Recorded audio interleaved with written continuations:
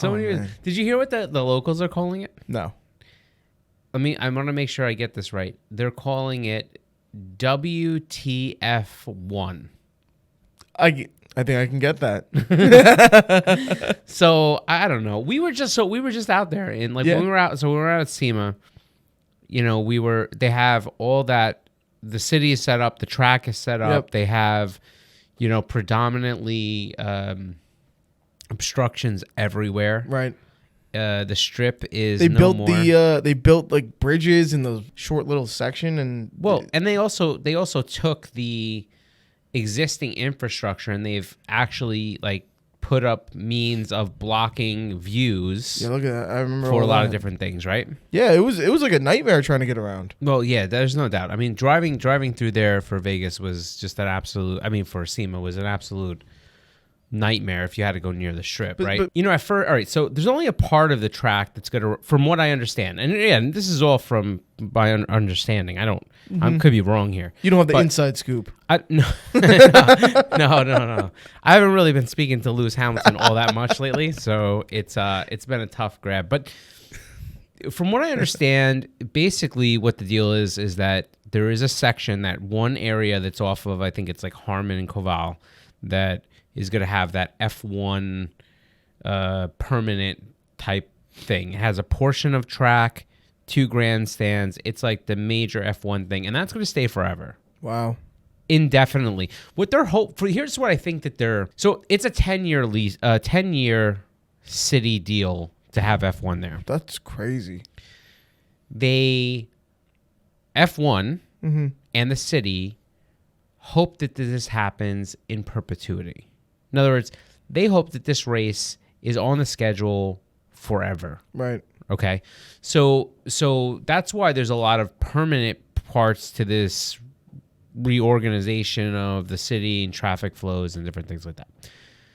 Now, from what I understand, that section where F1 is with the 2 grandstands and the permanent part of the track, that will be the only portion that remains as a constant all year round. What used to be there?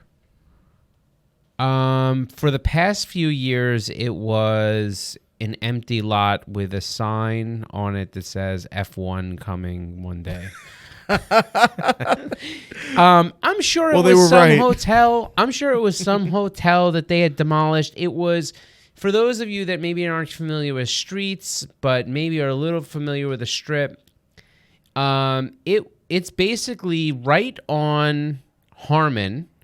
So if you make a left off the strip, if you were headed south on the strip, and you make a left off the strip onto Harmon, go down a few blocks to I think where it meets Koval,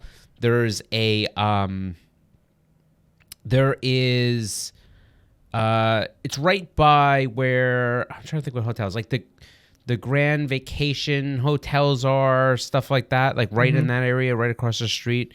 So there wasn't anything too significant there where that stuff there is may now. have been at one time, but it's on the back side of the strip. Like, it's not on Las Vegas Boulevard. It's actually, maybe a few big blocks behind. But everything else for the track just doesn't. Well, the track goes all over the freaking city. If those grandstands and what is it, the pit station? I think that's what it is, or whatever it is. Pit house or something. something. If those things stay there, then everything else just gets lifted. When So what I read was that the hotels are planning on starting their attractions again December 8th.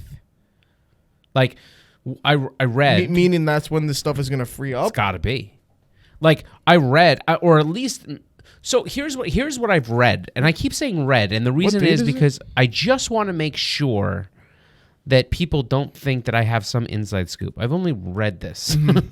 All right, got it. So with that disclaimer, it looks like that all the trussing and all the different things that we've experienced from being in Las Vegas and driving that whole area, and the people of Las Vegas have been tortured with, all of those things will come down over the course of the next few weeks after the race.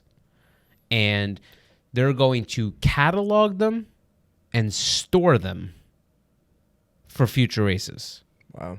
In other words, that stuff is not leaving the city. I mean, luckily they're in a desert and there's infinite amount of space, but they're going to store all that stuff somewhere, and then they're going to rebuild it every year.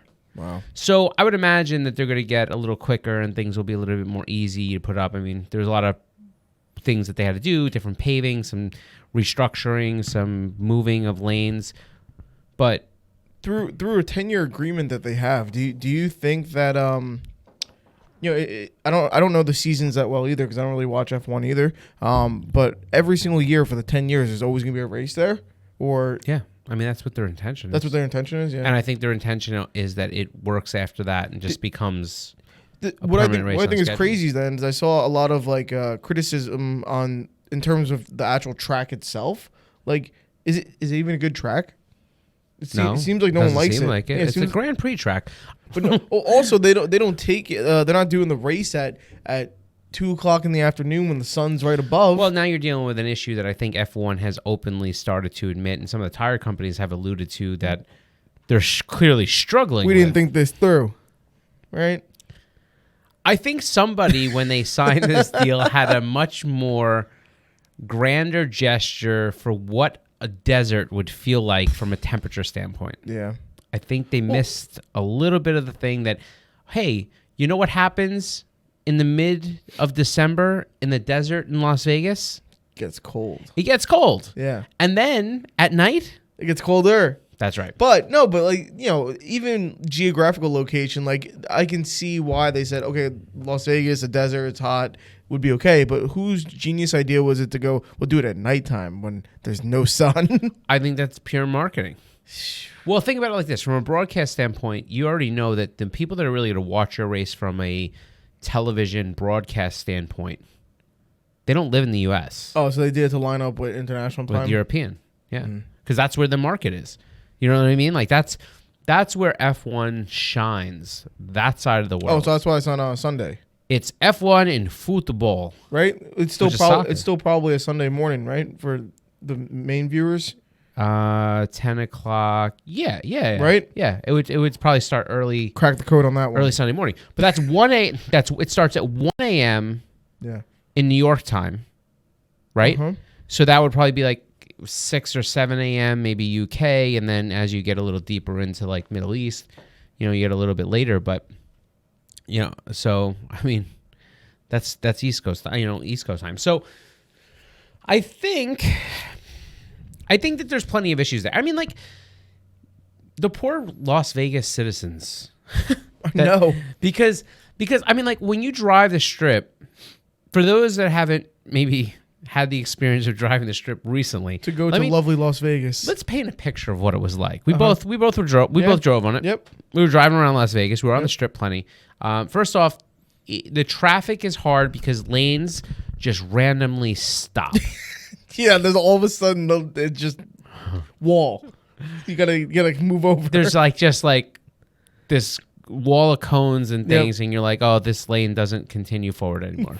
Right. Like, no. But you might have to make a right-hand turn. But you might have to make a right-hand turn. And then all of a sudden you realize when you try to make the right-hand turn that they've now dedicated as a temporary no turn there. And you're like, well, where do we go? Right. And their answer is, well, figure it out? Yeah. Yeah, it's crazy.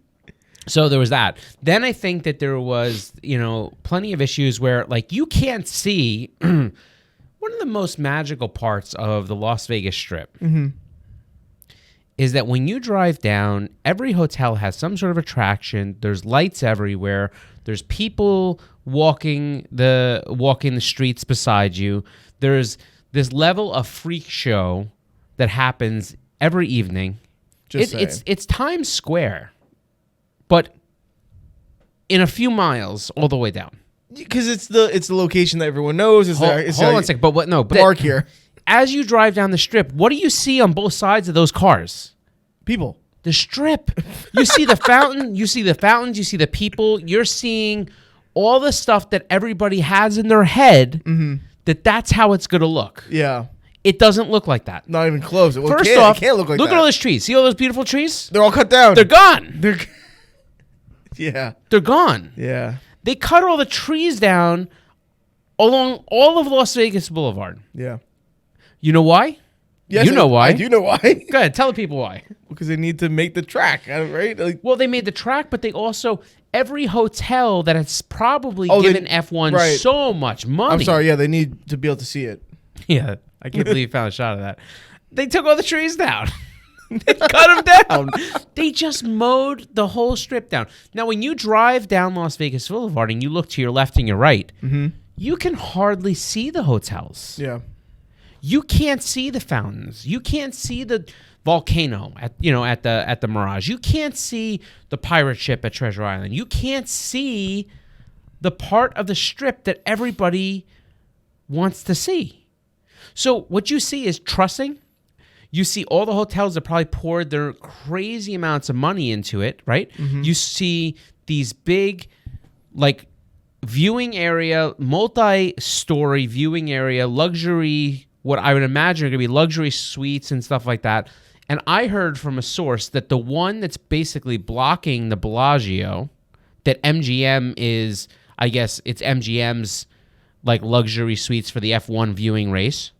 I heard that to get into that area with MGM that weekend, you have to gamble something in the area of like $500,000 in that weekend to be able to be allowed into that area. That's crazy. I'm just saying, like, but for those that don't know, and I don't want to get super into like really high level specifics because I just don't know the facts. But from what I understand, if you owned an establishment along the race route. Oh, okay, good. Go on. No, I told you this the other day. So tell me, Well, I was gonna say they speaking of establishments, they have that thing with the Formula One going around to the businesses with the fees on. Yeah, so like if you didn't either got to pay the fee or you have to or your views obstructed. Yeah, your views gonna get obstructed. So I read that they actually lowered the fees for a lot of the businesses with the kind of plummeting of sales, which is good. Yeah, but like, what about the restaurants already paid? They giving them money back? Right. I have no. I doubt it. Right. I would doubt it too. I mean, look. Here's the thing. They basically said, like, listen, let's say you own a big bar along the way. F1 basically gave them one of those things of like, hey, you're on our route. Yeah, you're on the track. You're in our. So you have to basically pay us a fee that's equivalent to basically the amount of people that will be able to occupy your building. And again, whether it's $1,000 a person or whatever it was, and then you have now the right to have your view unobstructed. However, if you don't pay that, what F1 was doing was putting up basically these fences and these obstructions so that your patrons couldn't look out the window and actually see the race. So, look, if you're a business owner there, you didn't sign the lease. No. You didn't say, yeah, I want this thing for 10 years. Right. You didn't say, hey, I want all this construction that's going to be in front of my building for months prior to F1 that probably is going to keep people from wanting to come to my establishment and make it easy for them to come to my establishment and spend money. Now you want me to pay. I didn't ask for this. You want me to have this. I just happened to be here before you got here. Now I got to pay. There's just a lot of things there, right? You know what's hilarious? If they want to really obstruct the view on this bridge so people can't see, they will. They put all those bridges that you're looking at, for the people that are listening to the podcast that like without YouTube, there's pedestrian bridges that always are on Las Vegas, usually at corners of streets, so that you can cross over Las Vegas Boulevard and over the side streets without, blocking traffic. And they put film. There was that like what do they call that? That frosted film. Okay, yeah. And I know people were trying to like dig it down and stuff, but like they don't want people to see the race if you didn't pay. So that was pre-existing though. The bridge with the pedestrian bridges, those were pre-existing. A lot of pedestrian bridges are. I can't comment. I was gonna say, because if it wasn't pre-existing and their decision to be like, hey, we don't want you to see, we're gonna put glass, is a really bad choice. Oh no. A lot of the bridges were always there. Okay, all right. The pedestrian walkways were always there. I mean, Las Vegas was famous for that. Okay. For decades. But the idea of, it's an overpass, but I guess it's free to the public, so they're trying to, figure it out. I don't know how that whole thing's gonna even work. I mean, you're not gonna be allowed on the strip with that? I mean, some of the ticket prices on F1 are ginormous. If they're trying to restrict people's, views who didn't pay or whatever, how are they going to stop stuff like drones? Like, people have drones now. I'm sure that's going to be designated a no-fly zone.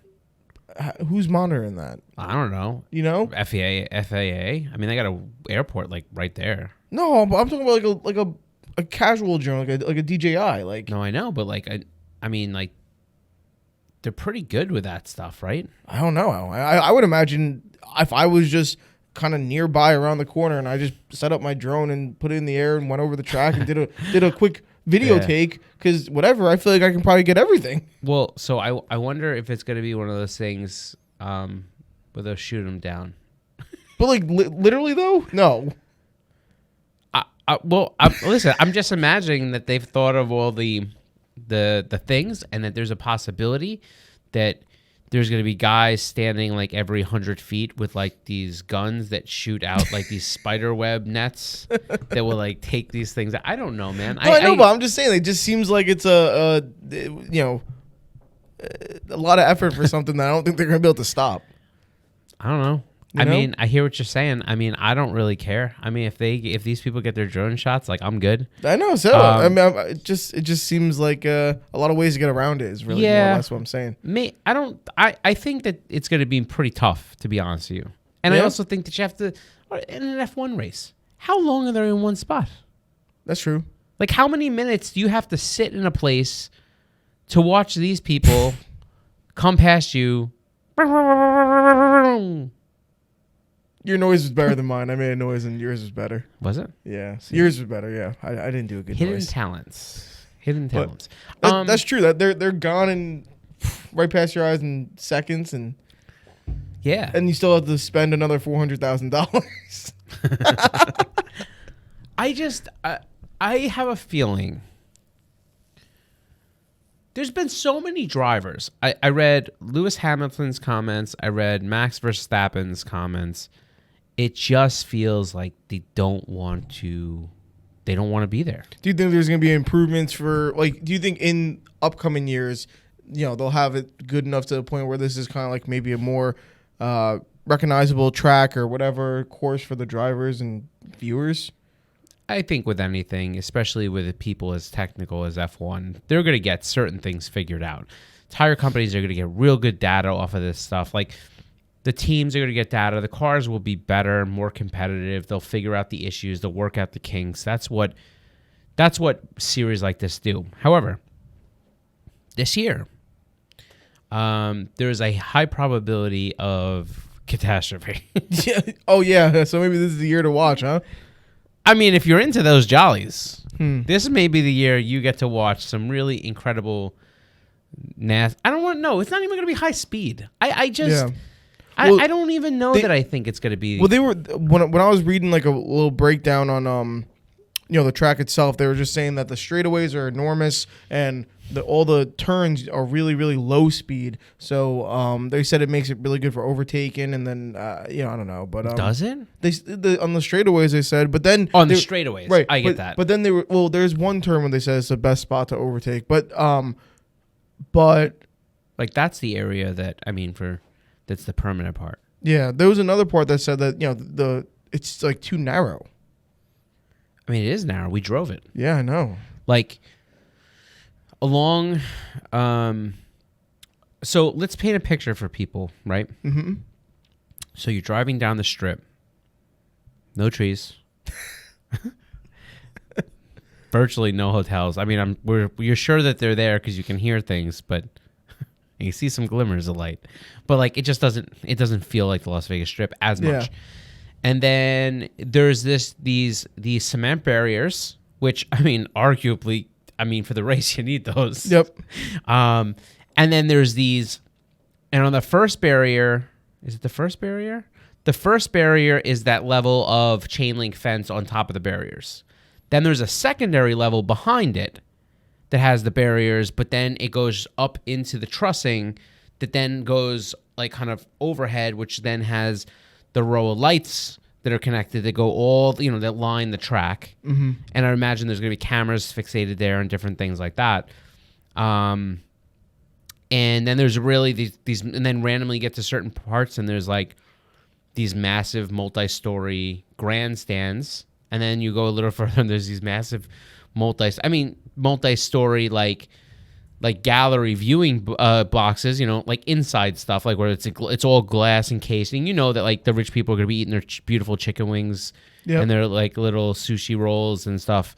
After they got done putting their prereq at the blackjack table, they're gonna be there, snacking on some sushi and snacking on some sushi and hitting and watching some of these guys basically crash because they don't have any traction because their cars are too cold. Yeah, I know. Or that the street is not prepared, or I don't even know what it is. I wonder what's going to happen with that. I mean, there were some parts that we saw them repaving, but then there was other parts when we were driving on. I mean, essentially, when we were driving on the track. I don't remember seeing repaving. No, there were some spots that were smooth repaved. Okay. But then there was a lot of spots that, like, I almost felt like they were a little rougher because they made parts of the street that weren't the street before. They were the medians, and they kind of just put them over. But like you can see, like I don't know if some of the Las Vegas Strip has been redone there. You kind of see what I mean? They don't really get potholes, right? Because no snow. Well, I mean, I can't tell you that 1,000%. Well, you ever seen a pothole in Las Vegas? I mean, yeah. Yeah.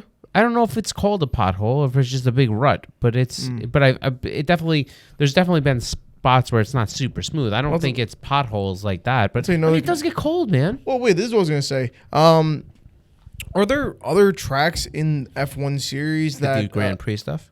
Huh? That do Grand Prix stuff?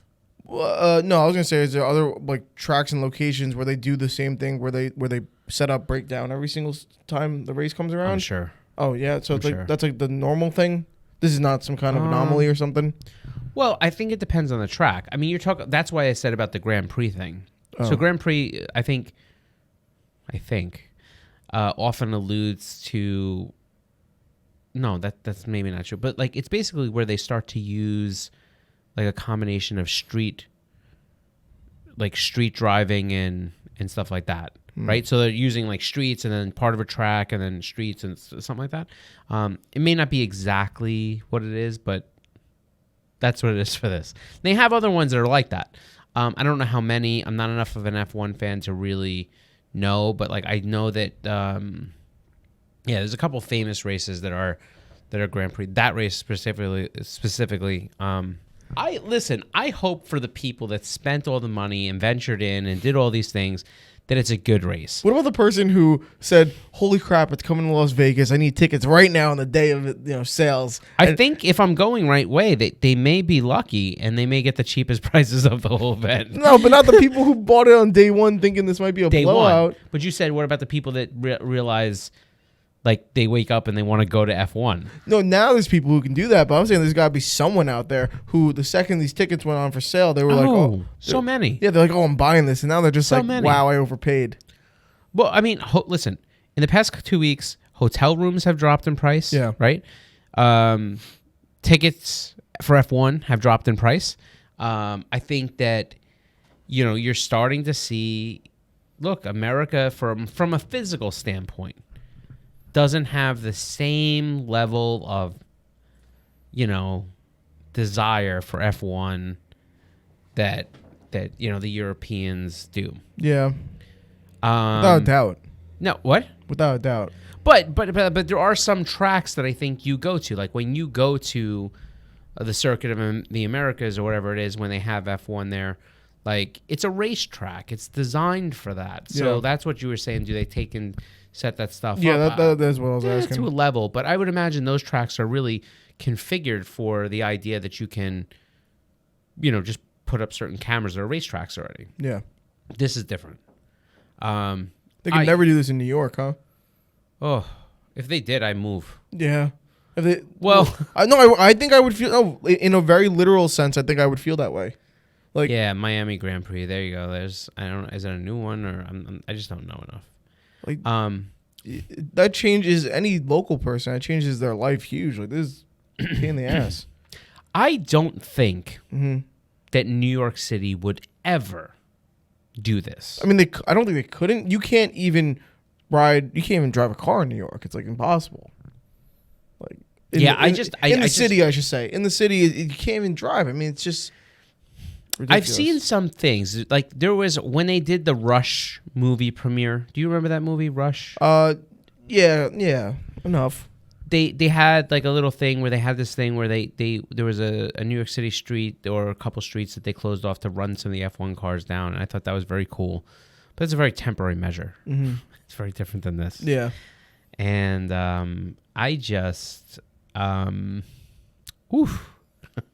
I mean, could you imagine? It would be impossible. Yeah, I don't. We shouldn't give anyone any ideas. Whatever. Strike that from the record. We didn't say anything. Yeah. It's not our fault. Yeah, go to Canada. They do. Oh, okay. So right? I'm ahead of the game. Yeah, you're ahead of the game. So I don't know. I'm interested to see what this race looks like. Mm-hmm. I'm going to be traveling this weekend, so I don't know that I'm going to be available, although if I start to think about the time zones, I certainly may. But I don't even know if it's going to be like, how do I even see it? Do we get to watch it on regular TV, or is it like pay-per-view? Is this like, do I have to buy like the Conor McGregor fight to be able to get this something thing? Like that? Yeah, I don't have cable, so. Oh, so it's going to be tougher for you. Yeah. Yeah, I'm going to a hotel, so most likely. You can find all this stuff like for free on people streaming it on Twitch or something. Yeah, I'm not going to be doing that. If I can't watch the damn thing on TV. I mean, they have a lot of ones that are available on TV. I watch them randomly. Yeah. Right? Like, I'll see them. So, I don't know. I think it's interesting. I think that there's certainly some kinks that they're going to be working out. I have a feeling that there's going to be a fair number of crashes. I say that with only the experience of having driven up and down that strip and in different parts of that track, knowing one, like you said before. You should have hopped on someone's team. You're like a pro at that course compared to everyone else. Yeah, I know that. I know the ins and outs of, listen, Lewis, if you're out there and you need some guidance, give me a call. I know that area like the back of my hands. Including the really bad burrito spot where we almost got stuck up. Oh, yeah. So, like, if you need to know where that is, maybe you want to stop, pull a pit job right there, and then get a burrito. You said something earlier, which was pretty awesome, when you said snacking on sushi. Yeah. And that should be a T-shirt. That was snacking on some sushi. That was a good one. Right? Yeah. Yeah, that's good. So, man, we come up with some interesting things. Hey, you said it. I liked it. Is there a level of freak show to this race that now makes you want to watch F1 more? Yeah. I mean, yes. Straight up, yes. I think that's what's the most appealing part to me. I have a couple friends that watch F1. They talk about it. They like it. And so what are they saying about this? Are they like into it? Like they're like, yeah, this is gonna be a great race. Or are they like, I think everyone's influenced by the current news articles and what people are already saying. Because it's kind of hard to find strong optimism or whatever in this. Also people don't like change. So, yeah. It's not going to be as good as these other ones or whatever, and they shouldn't have done it or all that kind of stuff. But for me, they should or they shouldn't. Well, whatever. For me, I'm kind of just all of a sudden like, hey, like this seems pretty interesting. Yeah. Yeah. I'm super interested. Look, and then there's a very optimistic view. Yeah. That I think we should mention because we've mentioned all the pessimistic ones. That this race could potentially, they're professionals. These are the most highly engineered automotive vehicles on the planet. Probably on the planet. Mm-hmm. And they have the teams with, every single one of those guys on a team that even changes tires has like a PhD. Like, you know what I mean? Like they're like the engineers of engineers. So yeah. I do think that there's a potential that they really have this. A lot of these teams are going to have everything worked out, and by the time they get done with practice, they're going to really have these cars set up. Yeah. And there is a potential that this will be a much more exciting race than we are anticipating. However, my gut feeling tells me maybe not so much. I mean, I'm not one to hate on union workers. You're in a union, you're having a good day, you got good coverage, I'm with you. I'm for you. Way to work it. I will tell you that from my experience that Las Vegas is a highly unionized area. Yep. And getting unions to work on anything quickly is not really the MO of that situation. Right. I do see that there may be some things that they figure out in a very short-term situation while all the teams are in practice levels that they may try to curtail. And I know that there's enough money to make it all happen. I just hope that it all comes to fruition. Yeah. That was more of a hope than anything else. I hope that they have a good race. I think what I hope more for the city of Las Vegas and for the residents of Las Vegas is that this race becomes successful enough, because they're going to be there for that long, that there is some sort of, they develop a system that's easy to set up, easier to take down, doesn't really inconvenience these people for as much time.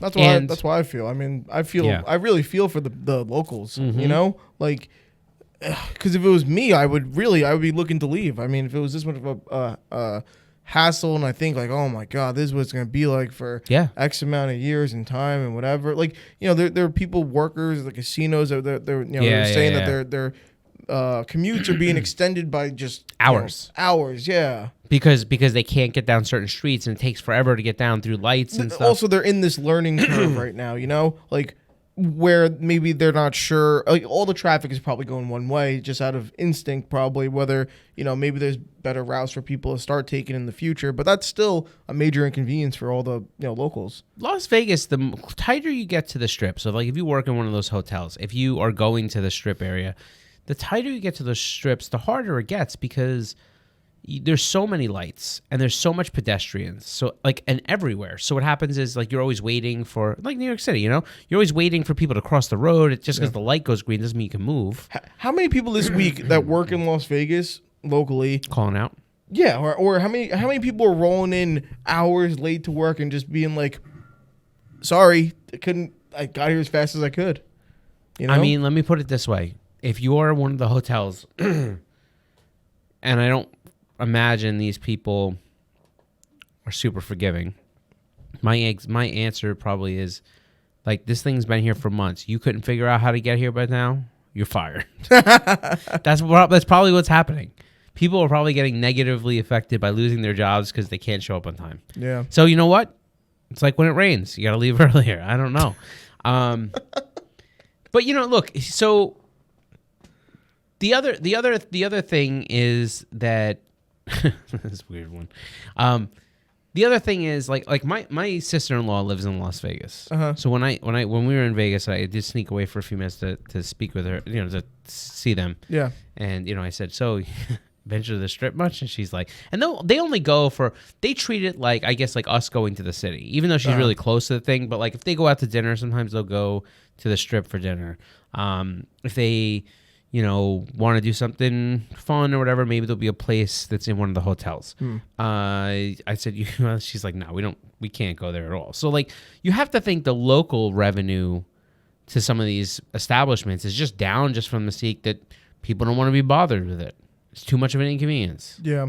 So like, how many months does that exist before, like, they're not going to, I mean, in all those businesses, like if you own a regular convenience store. Yep.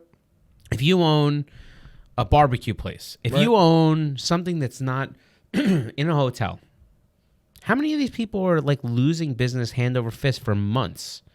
A ton. I don't know, maybe. I would imagine it has to be a lot of people. And if it's anything like New York, that means that there are people who probably come in from half an hour, 45 minutes outside of the strip, or like that main kind of core area of Las Vegas, and then they got to come into all this chaos when they finally get into the main part of the city.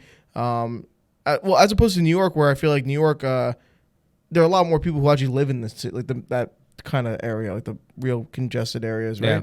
Like, I don't feel like there's many locals who live right on the strip. Oh no. Yeah, right. They're hotels. That's what I'm saying. Like, there's not, but like as opposed to New York, where actually people are right, living. And that to me is the big difference between New York and right. Yeah. So, I don't know. To sum this whole thing up, I mean, I really private jet party. Well, before you sum up, one last thing yeah. from me is that when I was there in person and I saw this stuff, it was kind of cool. I mean, there was some cool things about it that I thought looked cool, and Yeah, but like, but bring back my fountain. Where's my volcano? the tree thing I'm not cool with, but you know, He just lopped him off. yeah. Could you imagine being the guy that's like just drinking his morning coffee, went to like he went to Vegas, and all of a sudden he's like looking out the window, just admiring the strip, drinking his coffee, and there goes the trees. He's probably like, "What the heck, man?" I mean, there's the trees and the medians, like they're bare. Like some of them are still there. The ones on the edges, they're gone. I don't know. When you saw the promo of the Red Bull car driving down the strip, Yeah. you were like, yeah, Yeah. because your brain goes, this is how the strip looks. Yep. How awesome is it going to be to see this race? Right. What you don't remember is the fact that in actuality, it won't be anything like that because they got to mow this stuff. How about the fountain? You want to see how fast it goes against the cars? Gone. like, you want to see a volcano erupt while Verstappen takes the lead? Yeah. Gone. Yeah. That boat hasn't gone down in a few years, but it's definitely not going down that area. I don't know. It's a tough thing. Hopefully the race is good. Yeah. Hopefully it's good. I think I might sit down and watch it for a little bit, see how it is. Yeah, I can figure out where to watch it. So what are you gonna do? You're just gonna casually get up around, I don't know, 1 a.m. I'm up at 1 a.m. Yeah, and you're just gonna be like, yeah, Jen, watch F1. Well, maybe. She'll be asleep. Right, But- so right, she'll be sleeping. Right, So I'll get some time you'll to have all 7 or 8 of your cats. How- And you'll be 7 or 8 of my wait. Don't you have like 8 cats? Don't 9 end, cats? No. Don't end it like that. That's messed up. What? I have 2 cats. That's Don't make it sound like I'm a crazy the equivalent guy. of a guy having 7 or 8 cats. Have you ever had a pet? Yeah, just not a cat. Okay, so but a single dog? Well, and he didn't really live with me. So He you lived with never my dad. So you never had a pet? No, I had a pet. I had a hamster once. It was listen, you laugh, but when Moshe died, I was very upset. Yeah, well, I have 2 cats. Don't make it sound like I'm some crazy cat guy. Well, in guy equivalent land, that's like 8. I have a wife. Oh, so they're her cats. No, and they're my cats too. All right, so 8. They're our cats. Do you have 2 kids or are they your wife kids? You're comparing my kids to cats? No. Okay, because I'm Well, just saying. actually, yes, I just did, but I didn't mean it like that. I didn't mean it like that. But I'm just saying that. Come on, I'm not some. I'll be honest with you. I think I'd rather have the cat. I have as many cats as I do cars. I mean, it's not that weird. One for each car. Yeah. Do you get them like little helmets and go ride around? No, I don't That'd think be I've dope. never even taken them in the cars. You should. They're cats. You should though. Like get a little seatbelt, little harness, Nah. little helmet. They're cool where they are. Yeah. Yeah. Right. We've had enough of this. If you're watching F1, throw it in the comments. Let us know what you think. That is awesome. That's how F1 should be watched. You should get them those helmets for the race this weekend. You never had a cat. You can't put a helmet on a cat. They'll You kill put you. that cat, you put your cats in that helmet. Yeah. And if you can get a good picture of you sitting on the couch with the 2 cats wearing their helmets right next to you, That'd be cool. that would make it somewhere. Yeah. I don't know where that would make it. Anyhow, let us know what you think about F1. If you've been to Las Vegas, if you're in SEMA and you got the chance to drive the strip, tell the people your pain. Or maybe you loved it. Maybe you're like, hey, this is really cool. I'm driving around a sphere that's surrounded by a bunch of metal trussing on a road that was marginally here and marginally not. I hope they have a good event. I hope they have a good event too. So hopefully it's not WTF1. It just ends up being... F1 Las Vegas. Yeah, I was afraid to say it. I'm worried we're gonna have to bleep every single time. Yeah, this podcast is gonna get taken down. Bleep, bleep, bleep, bleep. It sounds like a Little Wayne video going on the radio. Anyhow, we'll catch you on the next one.